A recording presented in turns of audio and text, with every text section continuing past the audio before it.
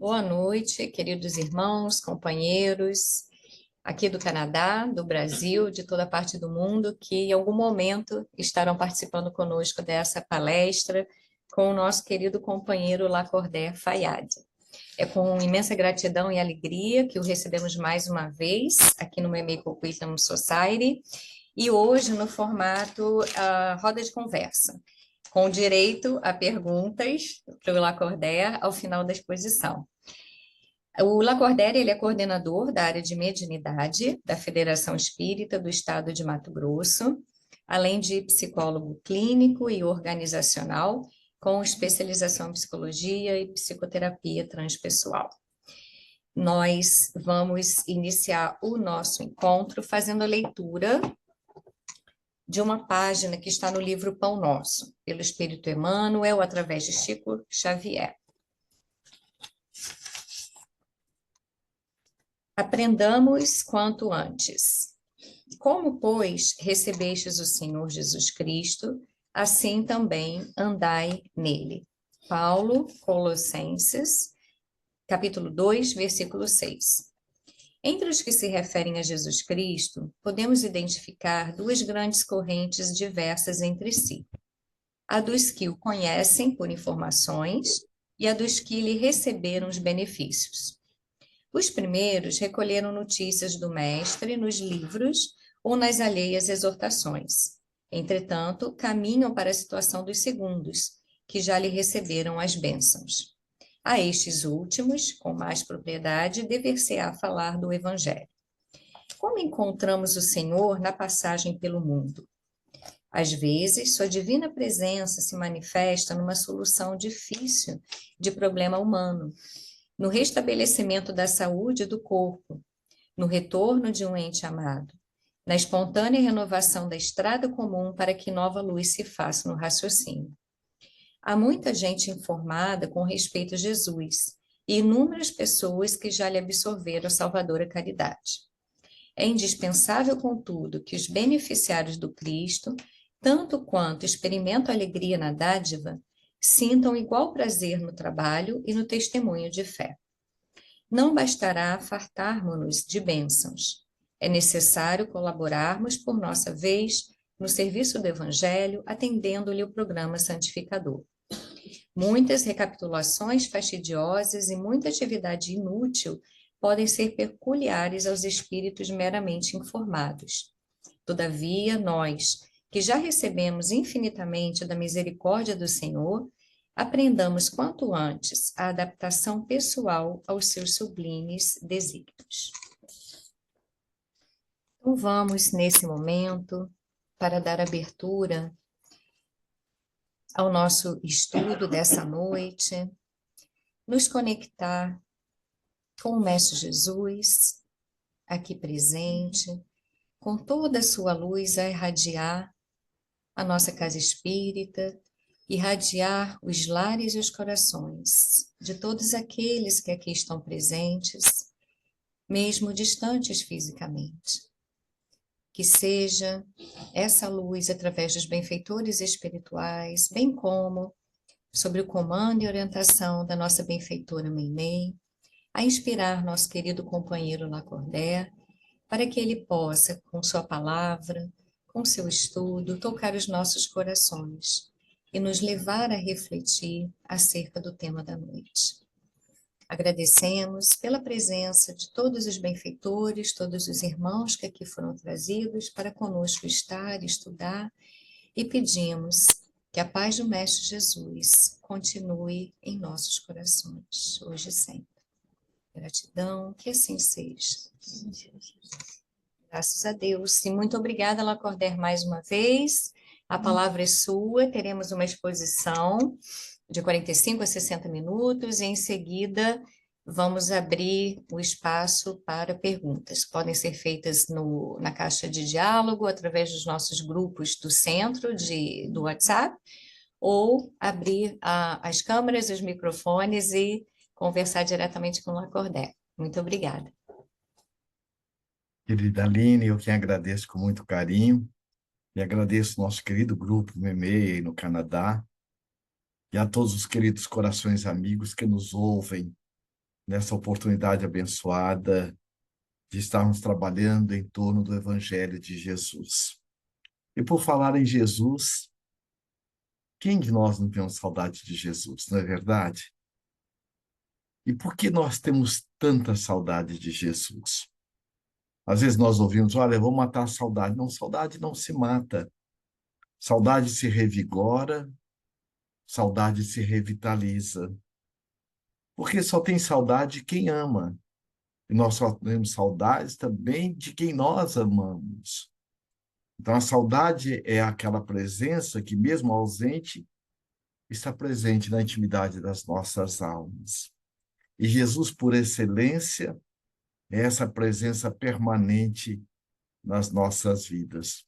A veneranda Joana de Ângeles, essa benfeitora da humanidade, no livro Jesus e Atualidade, ela coloca com todo carinho, primeiro chamando como sendo o peregrino do amor. E ela coloca que Jesus é um profundo conhecedor da dor humana.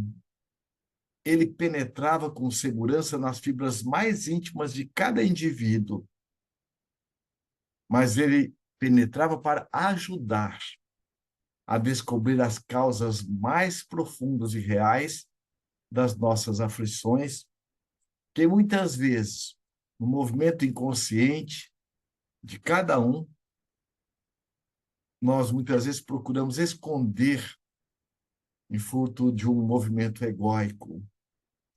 Então, o Emmanuel, esse benfeitor amigo, também fala, Jesus nos falava não a persona, porque Lacordaire só serve para essa encarnação. E o bem, ele não tem vencimento. Então, Jesus falava e fala por camadas mentais. É por isso que Emmanuel chama e diz, coloca com muita carinho, que as palavras do Cristo são palavras de vida eterna, que nos marca e nos marcou indelevelmente as nossas almas, nos convidando a essa mudança de nível, a nos tornarmos uma melhor versão de nós mesmos. No livro Caminho, Verdade e Vida, na lição 142, veja o que Emmanuel nos fala. Ele coloca o seguinte: o Cristo é a linha central de todas as nossas cogitações. Então vejamos que Jesus ele é a chave para todos os nossos enigmas. Ele ainda coloca muito mais, ele diz assim, ele é o Senhor único depois de Deus, para os filhos da terra, com direitos inalienáveis, porquanto é a nossa luz do primeiro dia evolutivo, e adquiriu-nos para a redenção com o sacrifício de seu amor. O que significa isso? Olha, depois de Deus, que essa presença permanente na nossa intimidade, nas nossas vidas, é Jesus. Essa presença permanente, com a finalidade de estar nos orientando, nos amparando, como sendo o grande tutor. Há um teórico da psicologia, Vallon, que é um sociólogo francês, ele coloca que toda criança tem necessidade do adulto socializado para inserir-a no social. Então, parafraseando Vallon, Jesus é essa alma querida que antes de nós existirmos, como o Emmanuel coloca aqui, ele diz assim, desde o primeiro dia já nos esperava amorosamente para tutelar a nossa viagem através das reencarnações sucessivas, neste nosso encontro e reencontro, para o despertar do nosso Cristo interno. Olha o quanto Jesus é amoroso. E ele ainda diz mais, olha, adquiriu-nos para a redenção com o sacrifício de seu amor. Então, ao nos adquirir para sua tutela amorosa, foi com uma finalidade única, a nossa redenção. É por essa razão que ele afirma, das ovelhas que o Pai me confiou, nenhuma se perderá. Nenhuma se perderá. Olha o quanto que isso é acalentador, acolhedor, carinhoso. O pior espírito, mais perturbador ou perturbado, que se encontra nas regiões mais profundas de dor e sofrimento ou de perturbação, estará um dia sob a tutela amorosa de Jesus constante, se transformando no anjo. É por isso que nossa veneranda Joana de Ângeles, ela coloca, sabe quem é o pecador, o anjo de hoje? É o pecador arrependido de ontem.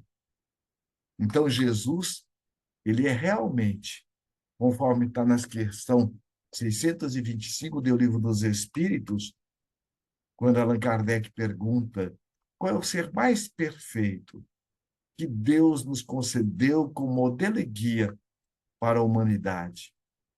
Mais ainda, nós vamos entender, por exemplo, Jesus, como diz Emmanuel, no livro A Caminho da Luz, ele que poderia ter descido num dorsal de aço, como que ele veio até nós? Primeiro, os seus pais, batendo de porta em porta, pedindo guarida, amparo para o seu filho que estava prestes a nascer, que é Jesus.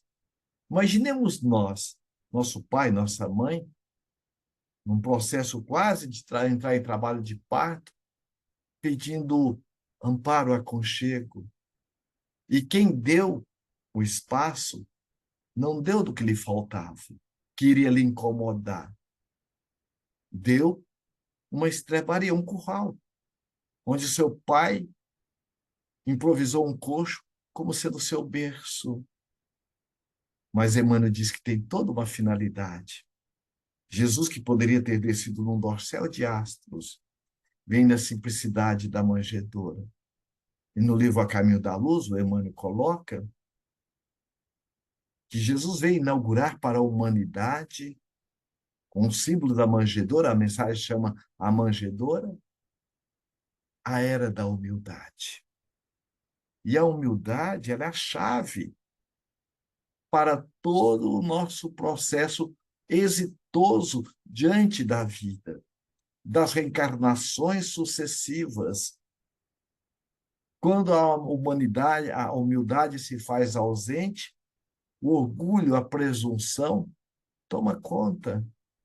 E aí nós tomamos atitudes impulsivas, comprometedoras, dentro do uso da lei de liberdade de forma inadequada.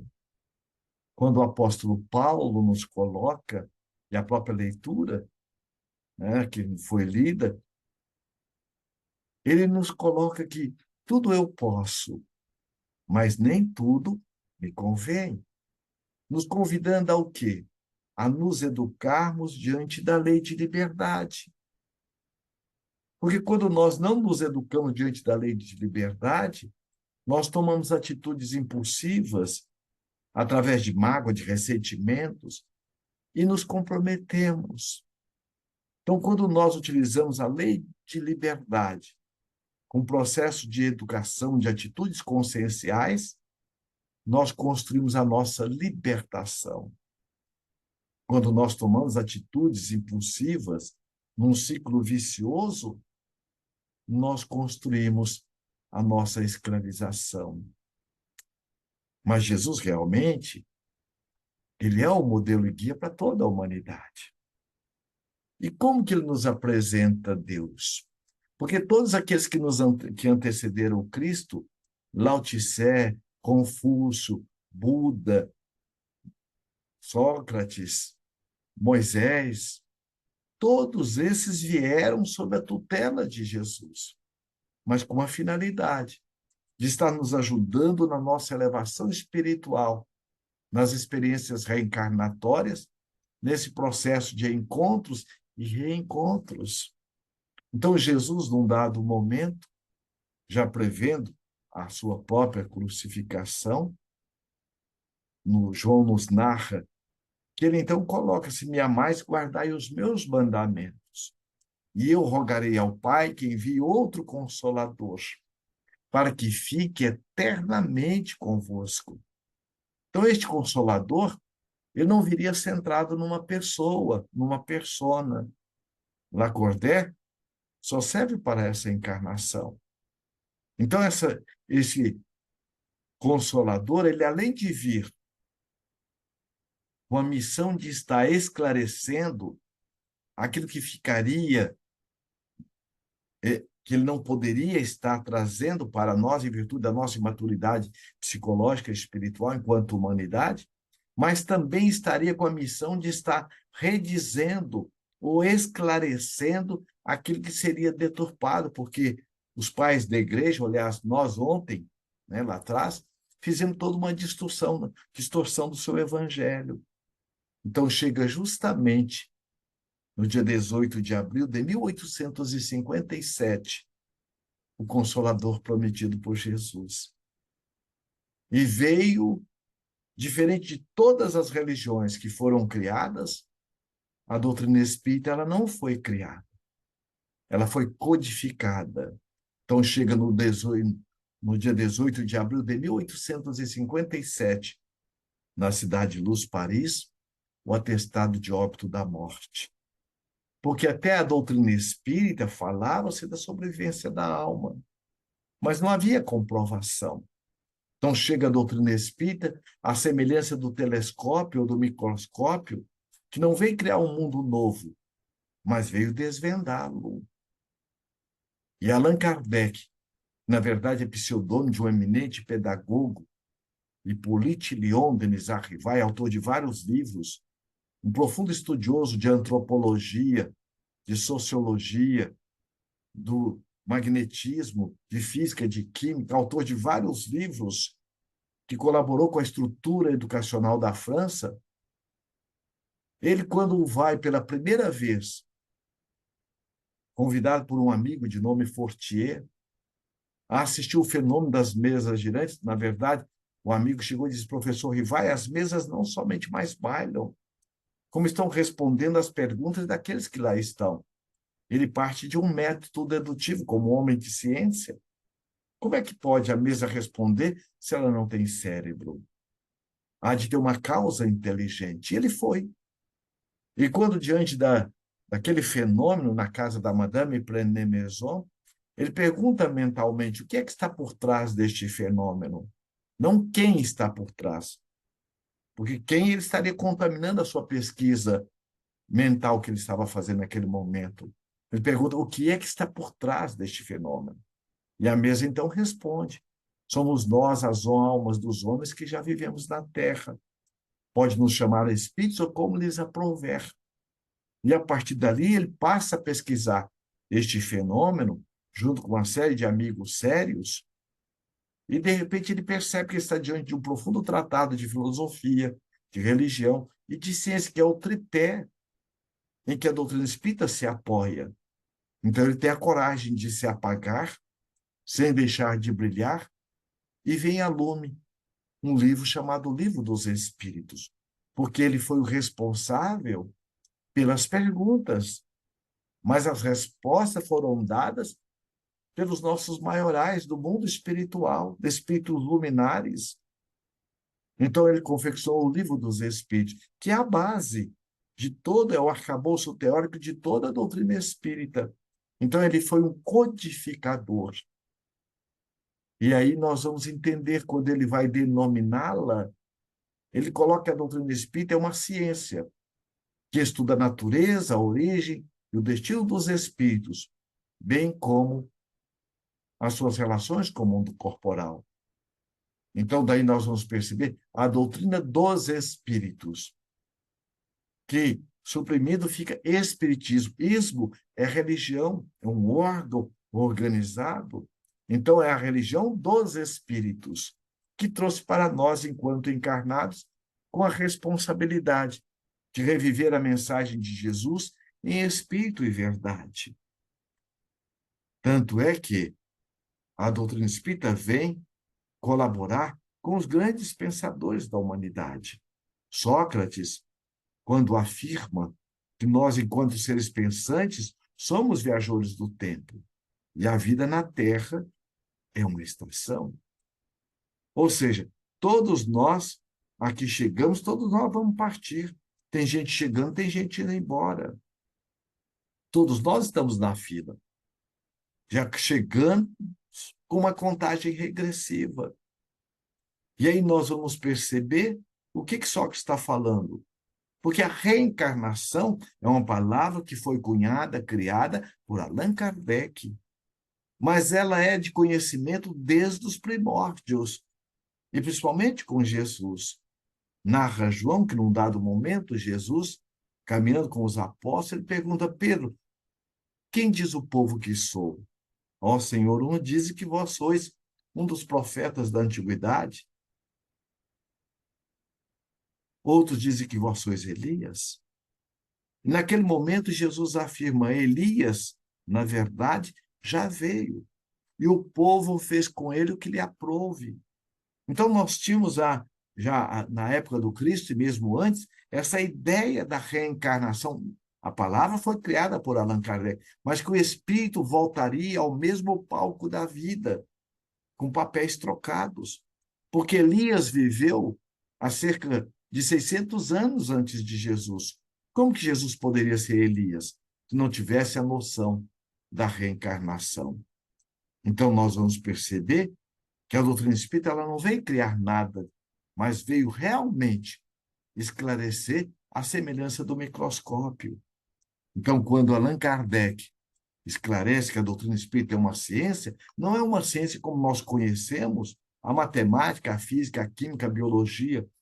É uma ciência que estuda o ser pensante do universo, que é o espírito. E aí vamos entender o quão é importante nós estudarmos e adentrarmos a doutrina espírita, porque ela é uma ciência. E ela vem justamente se apoiar em 5 princípios fundamentais.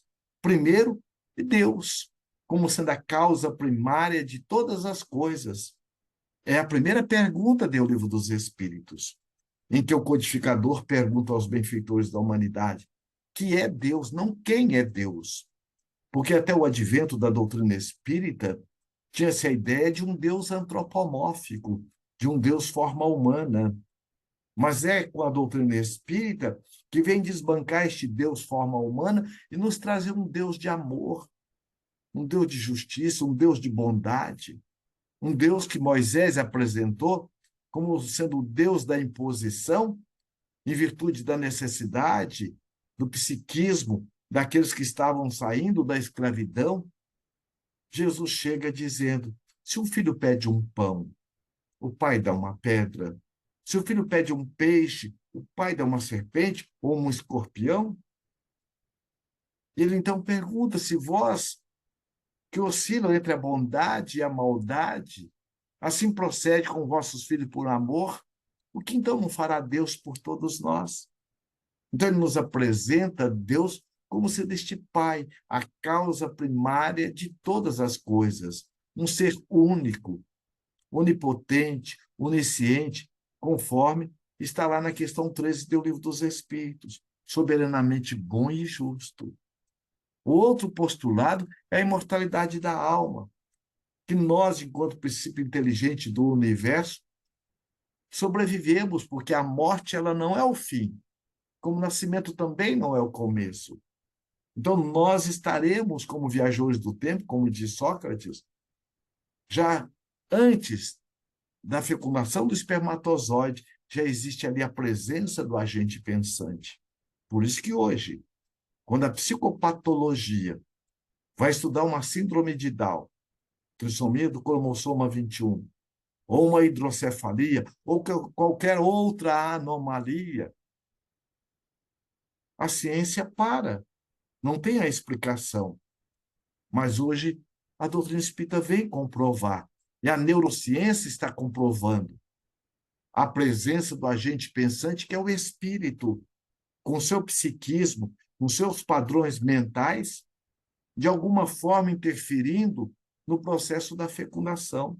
Como pode aquele espermatozoide ou óvulo comprometido estar vencendo a corrida entre os sãos e vencer a corrida e fazer a fecundação, ou vice-versa?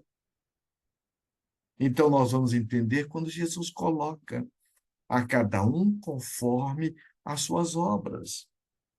A literatura espírita está muito rica em estar nos mostrando isso.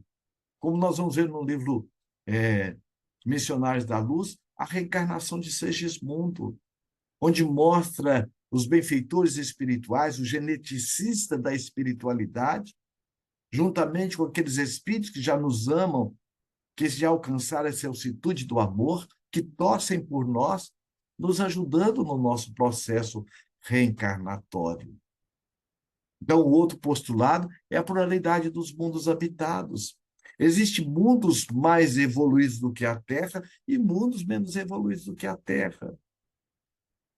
E os espíritos vêm nos mostrar, Filomeno de Miranda e tantos outros, Joana de Ângeles, nós estamos vivendo a madrugada-dia de mundo de provas e expiações para mundo de regeneração.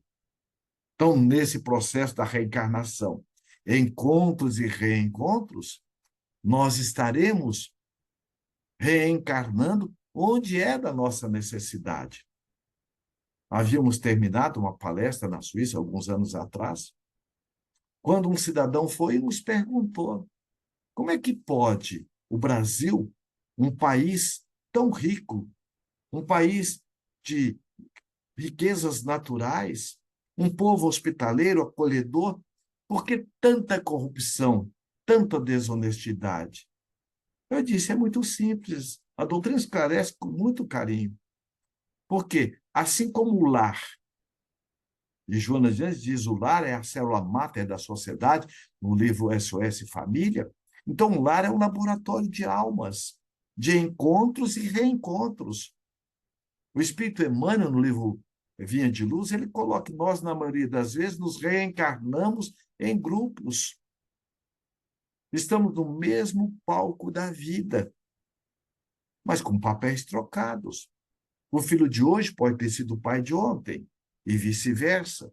A esposa pode ter sido a filha de ontem. E aí nós vamos entender a equanimidade do amor de Deus, o quanto a reencarnação ela nos traz essa percepção, e ela é uma resposta à justiça, e está dentro da lei de amor, justiça e caridade. Aí eu respondi para ele, da mesma forma, são as cidades, um laboratório de almas. O Estado é um laboratório de almas, o país também. Então, os corruptos, desonestos da Europa ou de outros países estão reencarnando no Brasil. Porque espíritos belicosos que gostam de guerra não vão reencarnar no Brasil. Então, nós reencarnamos no espaço onde há necessidade do nosso aprimoramento espiritual, na família necessária para o nosso aprimoramento espiritual. Daí a responsabilidade de não estarmos culpando o pai, ou a mãe, o prefeito, pela nossa história. Porque nós não somos a nossa história, nós somos mais do que a nossa história. Então, nós podemos estar a todo momento reescrevendo a nossa história. Porque pai, mãe, o país onde nós estamos, a família, é campo de estágio. Então, onde nós estivermos, estaremos no coração de Deus. Então, outro postulado é a comunicabilidade dos espíritos.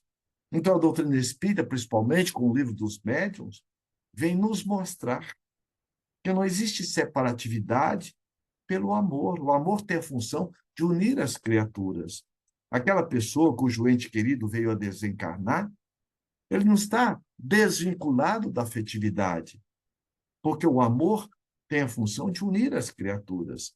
E Allan Kardec, em O Evangelho segundo o Espiritismo, no capítulo 17, 27 e 28, ele vem nos falar desse intercâmbio amoroso que todos nós poderemos fazer através, principalmente, da oração, através da meditação, do pensamento equilibrado. Na questão 459 do Livro dos Espíritos, Allan Kardec pergunta aos benfeitores da humanidade: interfere os espíritos da nossa vida em nossos pensamentos? E os espíritos respondem: muito mais do que imaginais, a tal ponto que, de ordinário, são eles quem vos dirigem. Então, nós, enquanto espíritos, Nós não estamos no corpo físico como algo enrolhado, algo ali dentro de uma garrafa tampada, não. Nós somos seres tridimensionais. A todo momento nós estamos nessa intercomunicação com os espíritos.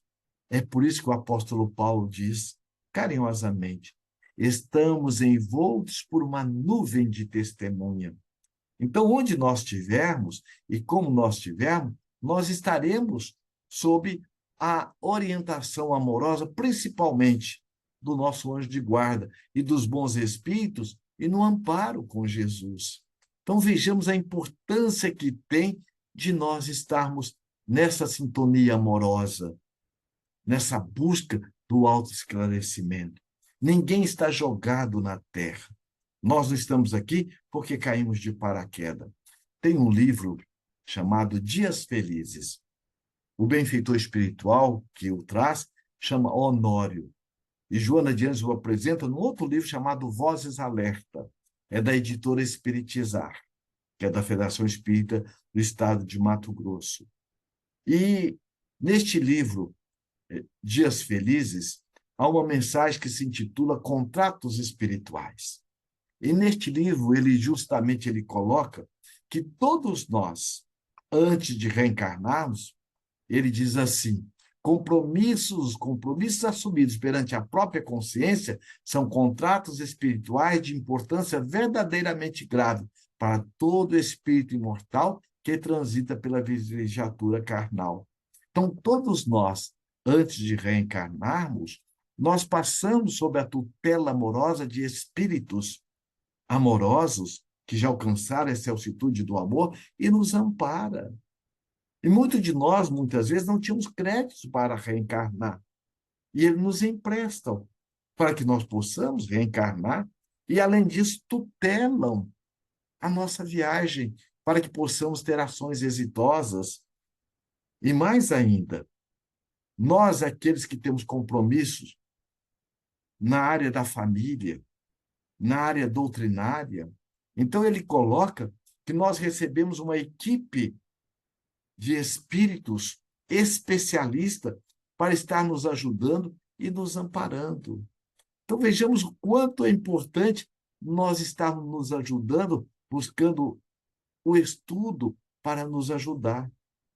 Porque, à medida que nós vamos estudando, mais o estudo pensado, sentido, para podermos vivenciar. Porque o mais importante não é o quanto nós conhecemos.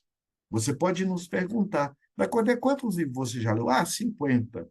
O que disso mudou sua vida? Ah, eu não sei dizer. Então, o mais importante não é o quanto nós conhecemos, é o quanto eu me sinto, o quanto eu me entrego, o quanto eu me percebo naquilo que eu conheço. É por isso que Jesus coloca carinhosamente: conhecereis a verdade e a verdade vos libertará. Então, não é o conhecimento que vai nos libertar, é a verdade. E onde está a verdade? Questão 621 do Livro dos Espíritos. Quando Allan Kardec pergunta aos benfeitores da humanidade onde está escrito a lei de Deus, e ele nos responde, na consciência. E ele diz, a consciência é a voz de Deus dentro de nós. Então, conhecer a verdade é muito importante. E aí nós vamos entender lá na questão 115 do Livro dos Espíritos, quando Allan Kardec pergunta, Deus criou espíritos bons e espíritos maus? Ou seja, tem privilégio diante da divindade? E aí nós vamos entender a equanimidade do amor de Deus, quando os benfeitores nos colocam, Deus nos criou simples e ignorantes. Simplicidade desprovido dessa complexidade que hoje nós trazemos enquanto o homem e a mulher tecnológico. A garotada já nasce mexendo com o dedinho. Por quê? Já vieram de lá para cá com toda essa tecnologia. Ignorante do quê? Da verdade. Onde está a verdade? Nas leis divinas. Então, nós temos 3 níveis de ignorância. Primeiro, a ignorância do não saber. Segundo, a ignorância do não sentir. E a terceira, a ignorância do não vivenciar. Muitos de nós conhecemos médicos que fumam Eu pergunto, ele tem a ignorância do não saber o quanto a nicotina, o alcatrão e outros componentes nocivos do cigarro fazem mal para a saúde? Não. Por que fuma? Porque está faltando o sentir para o vivenciar. Aí, de repente, eu sou acometido por um câncer de garganta em virtude de estar fumando. Aí eu caio na real para o meu processo de mudança. Então, é muito importante nós estarmos buscando nos acolher, como nessa questão também 115 do Livro dos Espíritos coloca: aqueles de nós que nos tornamos dóceis às leis e as submetemos, e submissão aí não é subserviência, é um profundo ato de inteligência, da mesma forma que vocês me dão um aparelho que é 110 volts. Para que eu possa desfrutar bem do aparelho, eu vou ligá-lo na voltagem correspondente. Então, eu vou submetê-lo à voltagem correspondente. Então, aqueles de nós que nos submetemos às leis divinas, e é por isso que Allan Kardec coloca na parte terceira do Livro dos Espíritos, pelo menos 10 leis básicas para que a gente possa entender. Por quê? Como que funciona a lei de liberdade? Como que funciona a lei de responsabilidade? Como que funciona a lei de sociedade? A lei de solidariedade? Veja, nenhum de nós sabemos quem foi plantou o algodão da roupa que nós estamos usando. Então, nós não temos como dizer, não, eu não quero mais viver sob a lei da sociedade, eu não quero mais viver sob a lei da gravidade. Não tem como. Nós estamos submetidos a essas leis sábias e imutáveis. Agora, aquele de nós que buscamos nos entender, a mesma forma do celular. Eu pergunto, nós temos o celular. Agora, nós utilizamos todos os recursos que o celular oferece? Não. Por quê? Por ignorância. Agora, os cientistas que criaram o celular e criaram também essas funções, criaram desnecessariamente? Não. Então, nós também, enquanto criação divina, nós já somos perfeitos. Deus não criou ninguém coitadinho, nem incapaz. Agora, potencialmente falando, somos perfeitos, com a responsabilidade de desenvolver a nossa perfectibilidade. É por isso que lá na Gênese bíblica está lá, Deus, ao nos criar, nos criou a sua imagem e semelhança. Ou seja, João diz, Deus é amor. Então, nós somos amor. Agora, com a responsabilidade de estarmos desenvolvendo.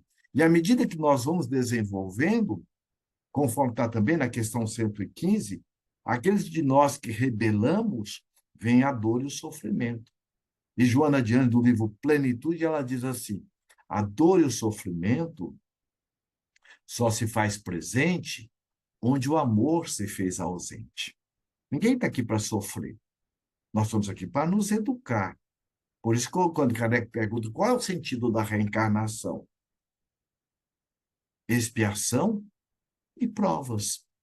A própria palavra expiação, na etimologia da palavra, significa ex, significa extrair. Pia significa pureza das ações. A semelhança do aluno, que no primeiro semestre ele não deu conta de levar uma matéria. Então, é compreensível, faz parte do currículo escolar essa flexibilidade. Quando ele chega no quarto semestre, o coordenador já vai chamar e dizer, olha, para que você possa fazer uma mudança de nível, é fundamental que você expie, resgate aquela matéria que você deixou para trás. Punição? Não. Processo educativo. Deus é amor. Às vezes nós ouvimos. Quem não muda por amor, muda pela dor. Muda? Não. Porque eu posso estar sofrendo, mas estou reclamando do meu pai, reclamando da minha mãe, culpando o prefeito, culpando o governador, e não vejo que eu sou o governador da minha própria vida. Então, o que nos muda é o amor. E nos diz a veneranda Joana de Ângeles, que na verdade é como espírito amigo, que ajudou na codificação, ela diz, a dor é bênção que Deus envia aos seus eleitos. Se quiser, é o carteiro. Se eu fui andando, virei o pé, se não tivesse a dor, eu iria macerá-lo. Então, a dor, ela é o instrumento quando eu não estou bem atento a mim mesmo. Então, ela vem como um carteiro, nos convidando ao processo da mudança. Então, nós aqui estamos com um programa muito amoroso. Quem não leu, vale a pena ler. O, espi- o, o livro Ave Cristo é um romance de Emmanuel, através do nosso querido Chico Xavier. Lá naquele livro Ave Cristo, nós vamos encontrar a história de Quinto Varro. No ano de 250, ele já não precisava mais reencarnar esse espírito, mas ele reencarna por amor um filho de alma, de nome Tassiano. E durante todo o processo, não vou fazer o spoiler do romance, porque cada um pode buscar para ler, o próprio filho, porque num dado momento, ele pega a esposa num conluio sexual desarmonioso de traição com o próprio primo dela, que era realmente uma pessoa que tinha todo um poder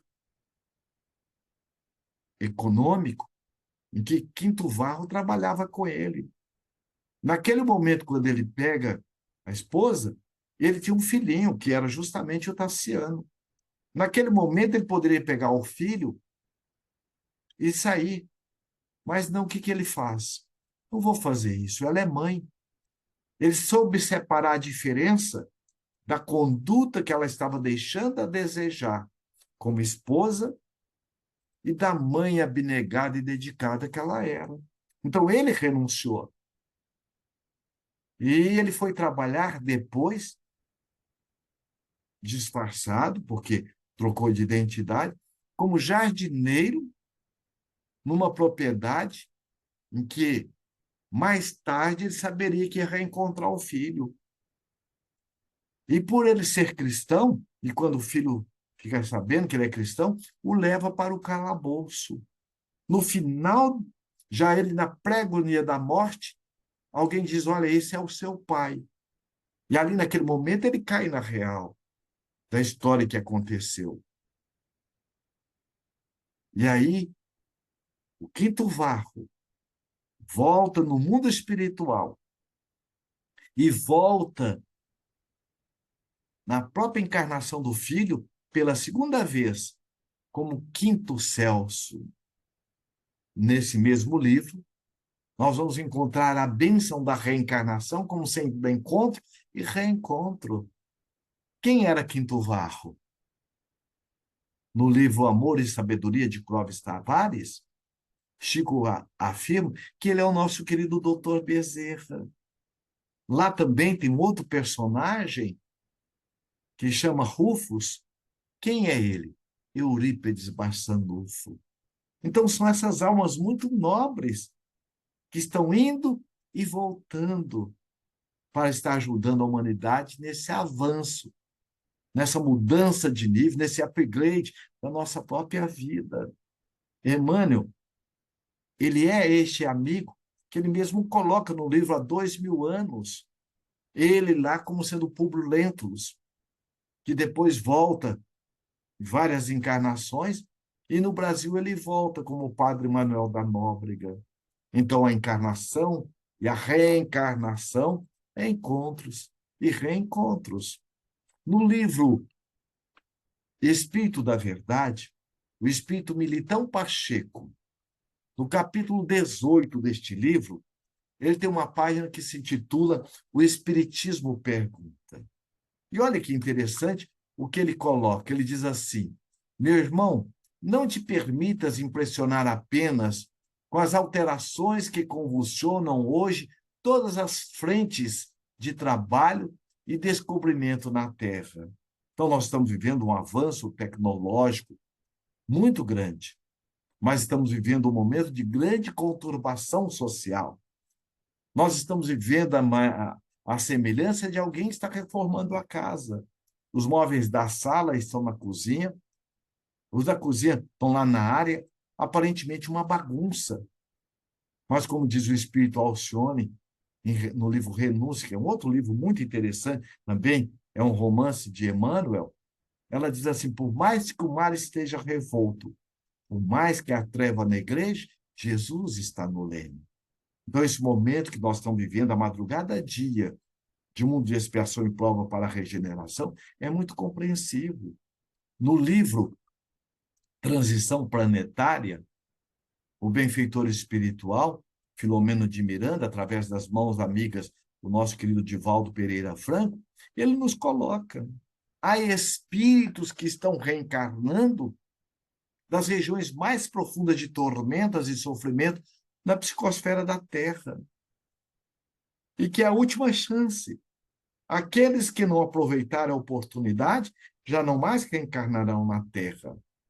E muitos daqueles que hoje estão malbaratando essa oportunidade já não vão mais voltar mais. Porque o que é a Terra? É um grande hospital-escola, essa grande nau que nós viajamos junto com ela. E se é um grande hospital-escola, nós vamos encontrar pessoas na categoria de médicos, de enfermeiros e de enfermos, enfermos morais. E o ano letivo vai terminar para todo mundo. Agora, aqueles de nós que aproveitamos bem o currículo reencarnatório, nós vamos voltar com sabor. Mas aqueles de nós que malbaratamos a oportunidade, também o ano letivo vai terminar. Vão voltar com outro sabor, como diz o Espírito André Luiz, como espírito não completistas. Então é isso que ele está falando. Ele diz assim, olha para dentro de ti mesmo e mentaliza o futuro. O teu corpo físico define a atualidade do teu corpo espiritual. Então, nós temos hoje a configuração física de saudável, ou muitas vezes com uma certa debilidade, como herança de nós mesmos. E ele diz: já viveste quanto nós mesmos vidas incontáveis, e trazes no bojo do espírito as conquistas alcançadas em longo percurso de experiências na ronda dos milênios. Então, nós já passamos por vários países, já estudamos nas melhores universidades do mundo, nas melhores bibliotecas, e hoje nós estamos aqui. Então ele diz assim, o teu perispírito já revestiu com porções da matéria de todos os continentes. Tuas irradiações, através das roupas que te serviram, já marcaram todos os salões da aristocracia e todos os círculos de penúria do plano terrestre. Então, nós já tivemos a oportunidade de ocupar altos cargos do poder temporal. Eu tenho uma amiga que ela diz assim, eu adoro filme de época. Quando eu vejo aquelas mulheres nos salões, as valsas vienenses, olha, eu tenho uma emoção, um sentimento, não sei por quê. Eu falo, eu sei, a doutrina sabe, nos orienta, porque era você ontem. E hoje aqui estamos. Então, nós vamos perceber, quando ele diz assim, a tua figura já integrou os quadros do poder e da subalternidade em todas as nações. Teus sentidos já foram arrebatados ao torvelinho de todas as diversões. Tua voz já expressou o bem e o mal em todos os idiomas.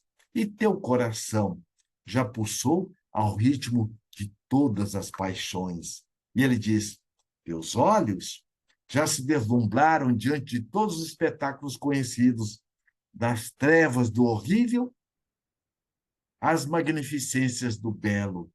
Então, nós já tivemos no mando e no desmando.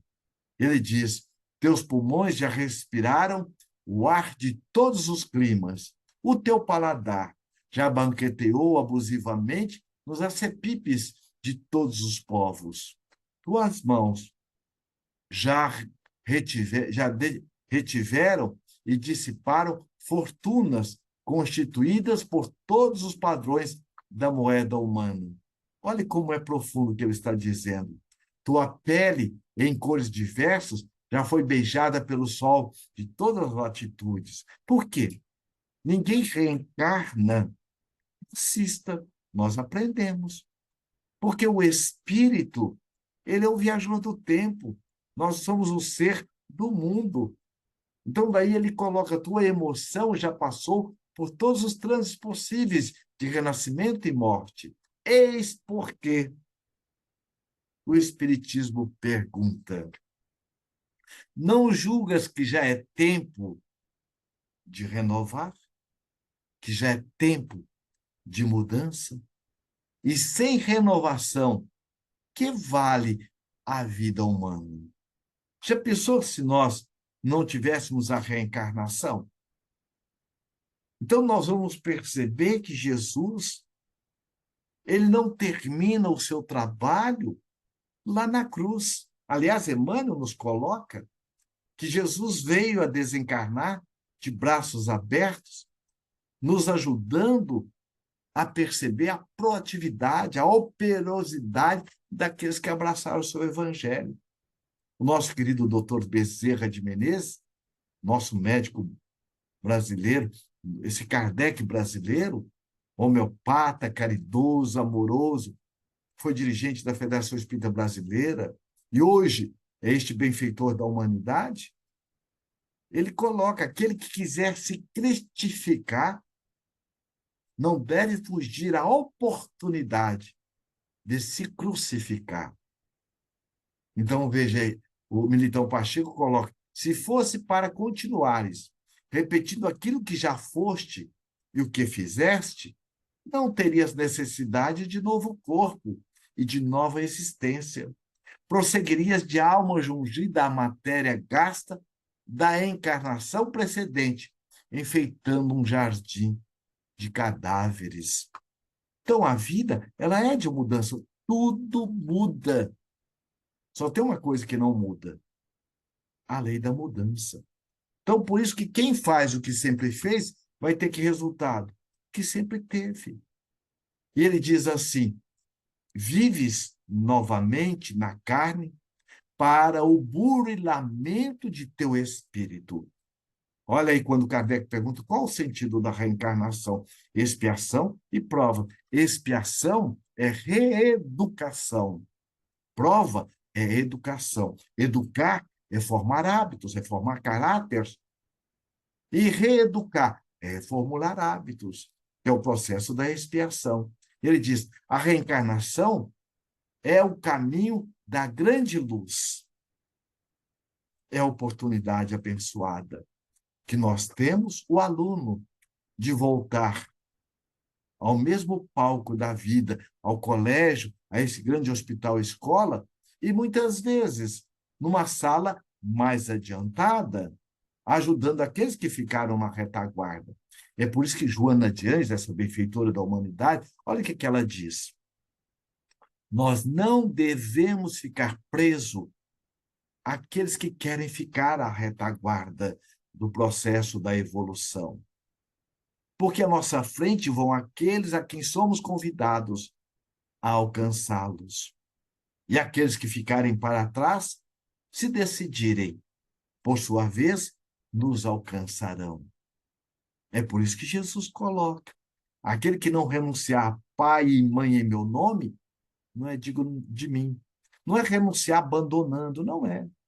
Muitas vezes você não vai ter a aprovação, o acolhimento do seu companheiro, da sua companheira, do seu pai, da sua mãe, por você ter abraçado a proposta da doutrina espírita, por você estar fazendo essa mudança de nível com você mesmo.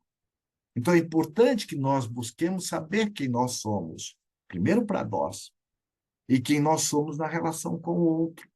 Porque se eu não sei quem eu sou, eu vou ficar à mercê da validação do outro. E aí, Militão Pacheco diz assim: ama e trabalha. Perante o bem, quase sempre temos sido somente constantes na inconstância e fiéis à infidelidade, esquecido de que tudo se transforma, com exceção das necessidades de transformar.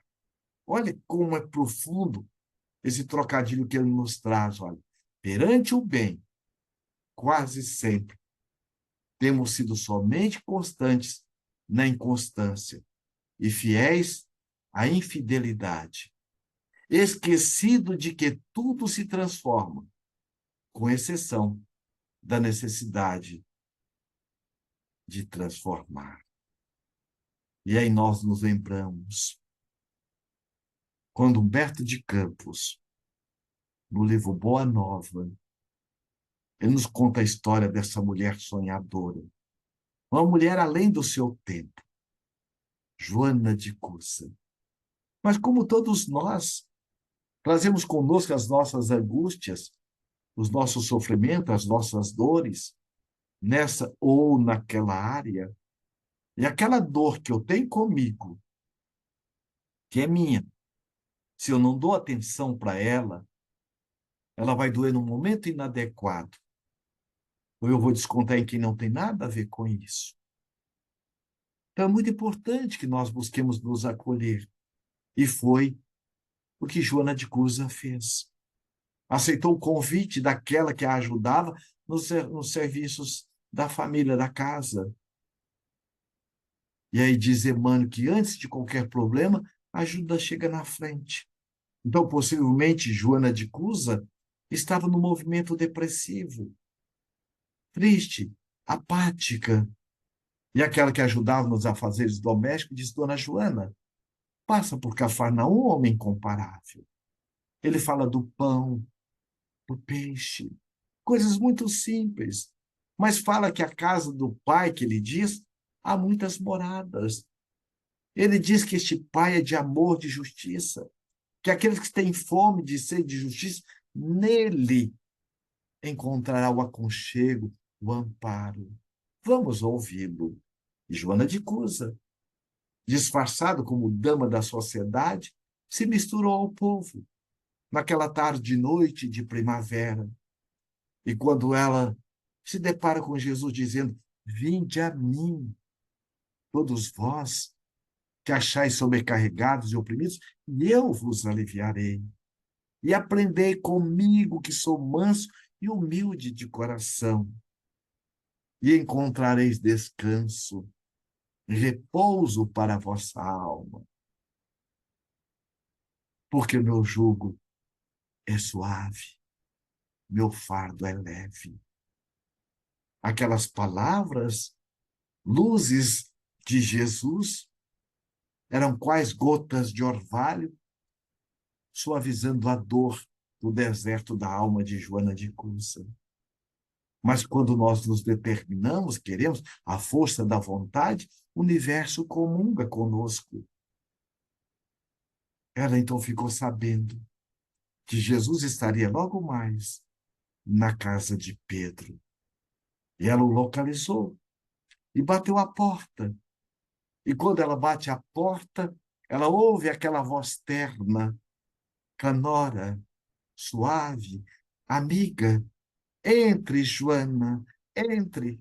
E quando ela abre a porta, que ela olha, é Jesus. Então, surpresa e emocionada, ela diz: Senhor, o Senhor me conhece. E Jesus, tocando suavemente nas mãos de Joana, olhando nos olhos, que é a janela da alma, aconchegando ao peito, diz com ternura e carinho, como faz com todos nós: Ó, Joana, minha filha, eu sou o bom pastor. E o bom pastor conhece todas as suas ovelhas nominalmente. Então, Jesus conhece você que nos ouve. O seu nome, o meu nome, o nome do seu ente querido que desencarnou, que foi para além do arco-íris sem ir, porque o amor tem a função de unir corações. E onde ele estiver, poderá receber a nossa oração, nossa vibração de carinho. Então, Jesus nos conhece nominalmente e continua batendo na porta da nossa alma, pedindo guarida, para que nós emprestemos o nosso ouvido a Jesus, as nossas mãos a Jesus, o nosso olhar, o nosso agir, porque lá fora há muita dor, há muita carência de mãos amigas a colaborar com Jesus. Então, que sejam as nossas mãos a colaborar com este Cristo que muitos não o conhecem. Neste final de semana estivemos no Rio Grande do Sul. E ao término de uma palestra, como uma amiga colocou, reencarnação, encontros e reencontros. Acercou-se de nós uma senhora e disse: posso lhe dar um abraço? Porque eu nunca vi um Jesus como esse que a doutrina espírita está apresentando para mim. Eu sou católica. Há coisa de 2 semanas, minha filha suicidou. E quando eu busquei para uma ajuda, um amparo, um consolo, o sacerdote disse: tua filha está excomungada e nem você pode orar por ela. Ele diz: mas eu sou mãe. Mesmo assim. E ela então foi levada por uma amiga, pela primeira vez, à casa espírita. Ela disse: eu quero conhecer essa doutrina. E aí nós vamos perceber o quanto Jesus nos convida a trabalhar com Ele neste momento tormentoso de provas e expiações que nós estamos passando. Que Jesus nos abençoe e nos guarde sempre na sua paz.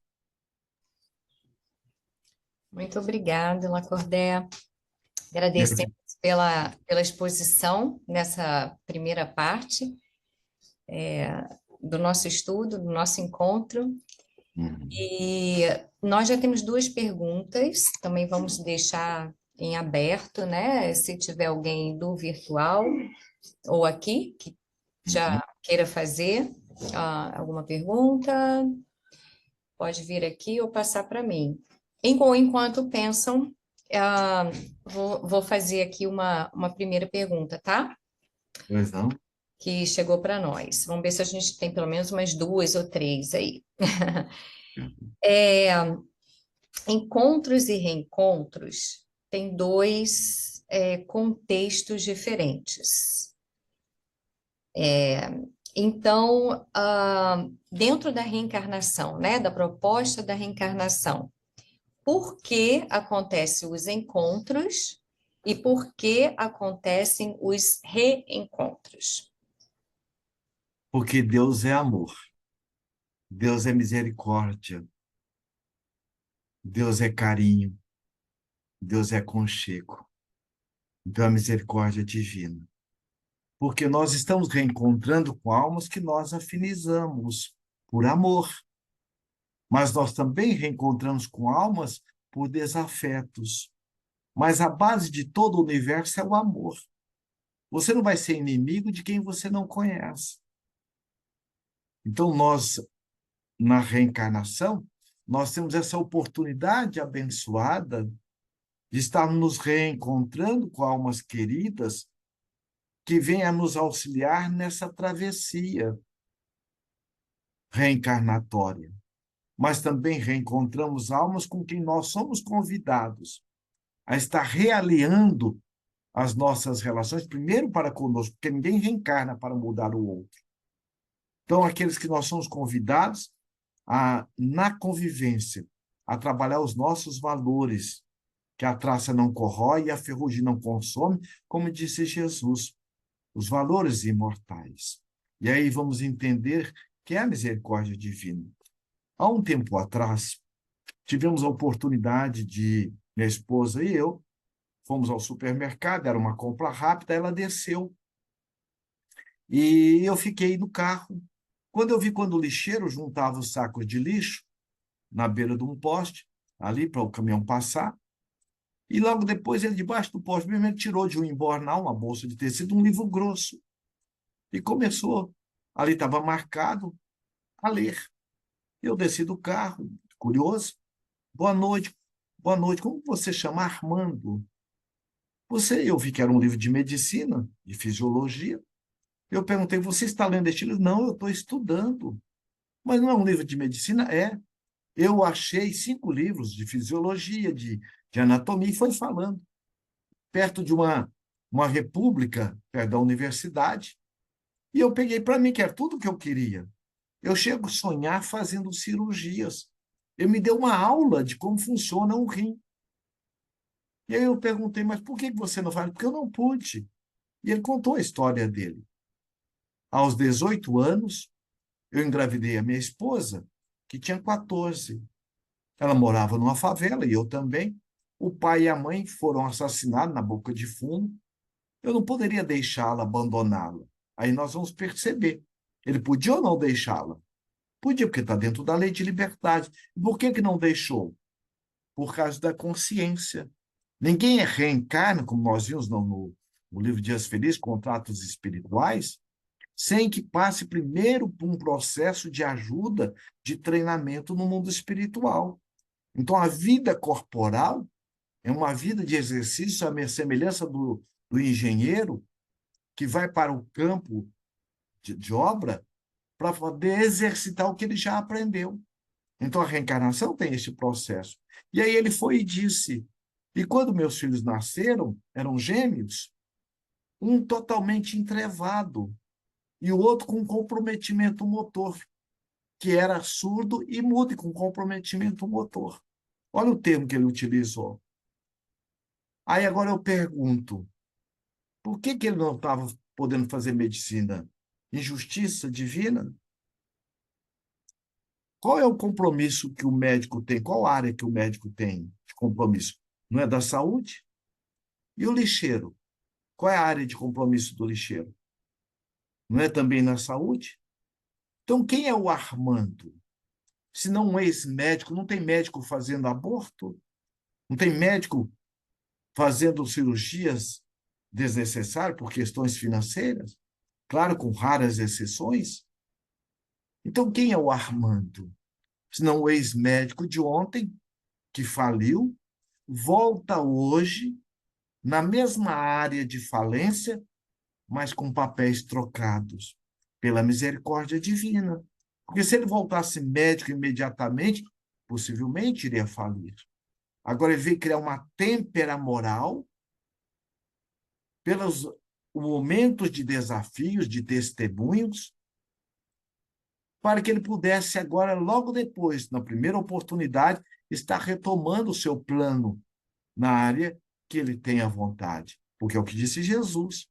O que o Pai quer é a morte do pecado, e não do pecador, a morte da ignorância. Nós podemos reprogramar a nossa reencarnação. Agora, quem são os filhos do Armando? Quem é a esposa? Então, o Armando e a esposa estavam em provação, porque eles poderiam ter feito o aborto, ela poderia abandonar as crianças.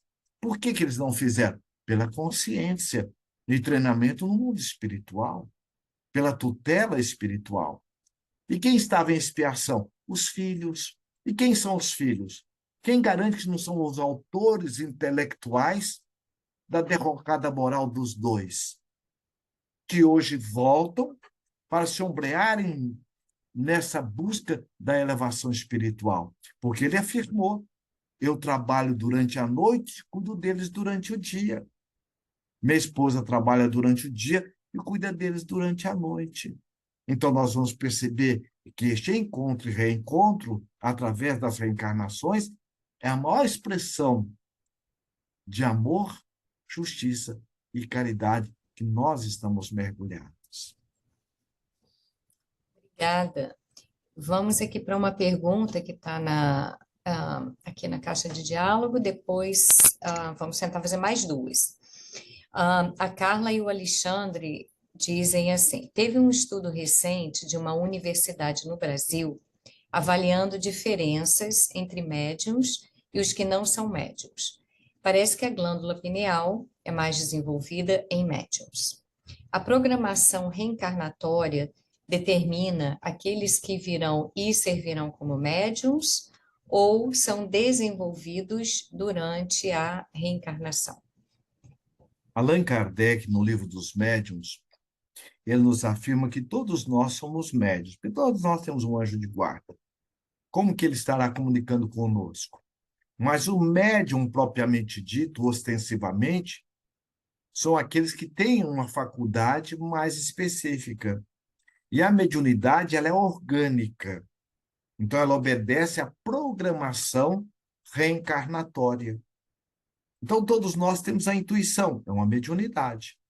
Mas os médiuns ostensivos, que, conforme o próprio estudo, que realmente é apresentado por esse cientista, né, de Juiz de Fora, e ele vem justamente, é um grupo de cientistas que estão buscando, neurocientistas, comprovar isso, mostra justamente a faculdade, ela é orgânica, então a pessoa já reencarna na sua programação espiritual com a responsabilidade de estar conduzindo a faculdade mediúnica. Então, ela é orgânica e psíquica. Então, daí vamos perceber a responsabilidade nossa, porque o médium espírita, o médium equilibrado, o médium educado, a educação da mediunidade é agora. O desenvolvimento é contínuo. Aliás, tudo que nós somos convidados a desenvolver é contínuo. Tanto é que Jesus coloca: tudo que eu faço, vós podeis fazer e muito mais, se tiverdes fé. Então, mostrando o que é a equanimidade de Deus. Potencialmente, todos nós somos um Cristo interno, em estado de latência. E quando ele diz muito mais, é porque a evolução ela é contínua. Quando é que nós paramos de evoluir? Nunca. Agora, por isso que perfeito é Deus. Nós somos perfectíveis. É por isso que o Espírito André diz assim: é a busca do aperfeiçoamento que garante o êxito. Então, a mediunidade ela é orgânica e psíquica. Obrigada. Nós vamos para mais uma pergunta que está aqui no chat, depois teve uma que veio aqui no WhatsApp. Então, temos mais duas perguntas. O Luiz Felipe diz: obrigado pela palestra. Sabemos que cada um de nós possui um caminho já desenhado. Mas qual seria a explicação para uma pessoa que nasceu no Brasil e migrar para outro país e praticamente recomeçar do zero? Nós, imigrantes, sentimos que morremos e renascemos numa mesma encarnação diante das dificuldades enfrentadas nesse processo. Muito bem, vamos começar de trás para frente. Primeiro, ninguém começa do zero, porque nós somos um espírito viajor do tempo. Então, nós temos uma boa bagagem, conforme nós vimos a própria mensagem do Militão Pacheco. O Espiritismo pergunta. Isso está na internet, essa mensagem. Depois, quem quiser, é só digitar lá. O Espiritismo pergunta, de Militão Pacheco. Então, Jonas de Anjos diz assim: floresça onde Deus lhe colocou. Então, nós somos cidadão do universo. Então, muitas vezes, você nasceu numa cidade, aqui no Brasil, lá do interior, de repente você está no outro país. Por quê? Essa ponte aérea da vida, ela tem toda uma intercomunicação. O Espírito Emmanuel diz assim: nenhum aperto de mão é por acaso. Então, aquilo que nós atribuímos enquanto acaso e milagre, nada mais é do que uma pobreza de instrumentação para ferirmos a intimidade dos fatos. E o nosso compromisso não é com o espaço físico. Nosso compromisso primeiro é conosco, que se dá no espaço necessário para o nosso aprimoramento espiritual.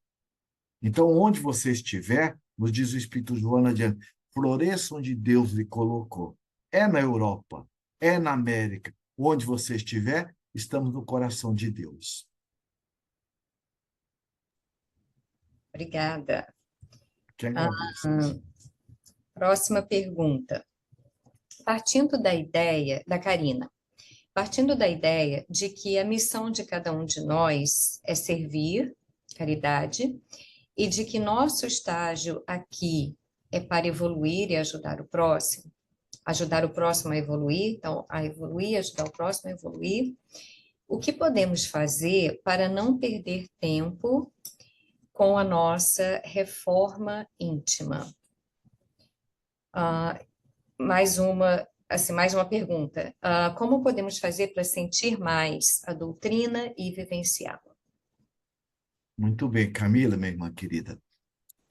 Vamos buscar uma referência maior.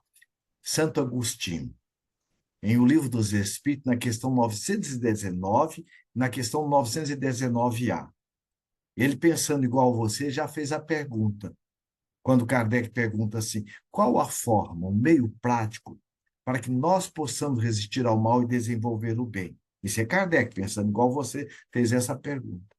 E Santo Agostinho, então, responde. Um sábio da antiguidade já falou disso: conheça a ti mesmo. O conhecer a nós mesmos é nos conhecer quem realmente nós somos. Não é o que eu faço, não é o que eu tenho, não é o que eu estou. Você não é um corpo, nem eu sou um corpo. Nós também não somos o que nós pensamos, nem o que nós fazemos. Nós somos um espírito imortal, filho de Deus, herdeiro do universo, com toda a sua proteção inesgotável, e temos como mestre que é Jesus. Então, quando eu entro nessa autoconsciência de quem eu sou, eu vou agir com mais confiança, com mais determinação. Quando eu não tenho essa certeza, eu entro num processo, muitas vezes, da codependência da validação do outro. Ou vou me abalar diante dessa ou daquela situação. Quando eu entro numa autoconsciência de mim mesmo, eu entro no autodomínio. Então, o que é o autodomínio? Eu percebo, por exemplo, o meu medo, a minha insegurança, mas eu vou trabalhar e agir com confiança. Eu percebo o meu momento, muitas vezes, de raiva, de mágoa, mas eu vou trabalhar essa mágoa, essa raiva, me autoacolhendo, sabendo que eu sou mais do que essa raiva, do que o que eu estou sentindo. Então, quanto mais nós nos conhecemos, nós vamos estar nos trabalhando amorosamente. E Santo Agostinho, na questão de 919A, ele nos dá o passo a passo de como nós podemos fazer isso. Ele começa dizendo: fazei como eu fazia. Passava em revista todas as minhas ações. Passar em revista não é autocrítica, não é autocensura. Passar em revista é como se você estivesse vendo o WhatsApp. Você está vendo ali as fotos, como se estivesse olhando o Instagram. Ninguém vai olhar um álbum de fotografia. Onde é que eu estou gordo? Onde é que eu estou chorando? Então a gente vai olhando. De repente a gente se percebe, é interessante, olha, é aqui da fotografia que eu estou percebendo que todo mundo alegre, menos eu estou arredio. E eu vou perceber que até hoje eu tenho um padrão de não me incluir, de me sentir rejeitado. Olha, eu estou percebendo que aqui na terceira fotografia eu estou chorando. Então eu percebo que até hoje eu tenho uma dificuldade de ter o autodomínio emocional. Então, qual a melhor forma? É estar buscando sentir, perceber aquilo que realmente está acontecendo na minha intimidade. Então, primeiro passo, percepção, que é o acolhimento incondicional. Para quê que eu me acolho incondicional? Para eu entender o que está acontecendo dentro de mim. Onde está a minha dor? É no ouvido? É um tipo de remédio. É no joelho? É outro tipo de remédio. Então, se eu não entender, como que eu vou me atender? Então, primeiro, acolhimento incondicional. Segundo, para eu entender o que está acontecendo. E o terceiro, para eu me atender adequadamente. Então, Jesus nunca censurou, nunca criticou, e a doutrina também. Nós é que muitas vezes, enquanto espíritas, fazemos isso. Mas isso não é da doutrina, não é dos ensinamentos de Jesus. Então, está lá no Evangelho. Indulgência para com o próximo, mas indulgência para consigo mesmo, diz o Espírito Joana diante no livro Filho de Deus. Tá bem?